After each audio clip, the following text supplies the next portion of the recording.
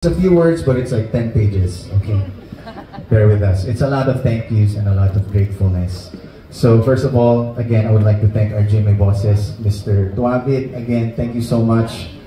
Ma'am Cheryl, thank you. Sir Yalong, thank you. And my beautiful wife, thank you. And of course, so many other executives here, thank you so much for being here with me and for hanging out with me sometimes sa backstage or just eating out and just sharing stories or even international stories. Sir Joseph, kumusta? And thank you for being friends and family as well. I am deeply, deeply grateful. Maraming salamat po sa pagtitiwala and the belief that you've given me through the years. It's really overwhelming to be standing here today, and I've been part of GMA for over a decade. The last renewal po that I did was during the pandemic over Zoom, and I was just so grateful as well that even during those hard times, we believed in each other. Maraming salamat po.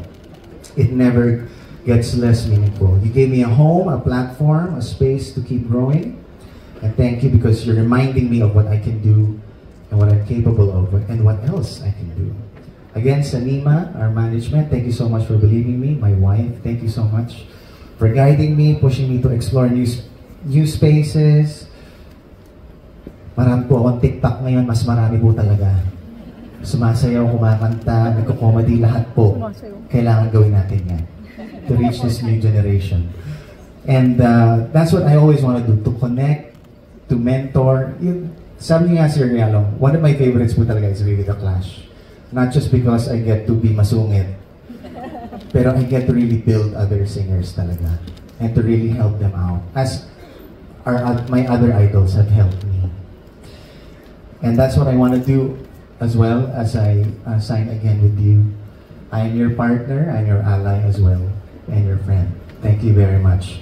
And yan po ang isa sa pinakamalaking dahilan kung bakit nandito pa rin po ako. Maraming salamat and to God be the glory.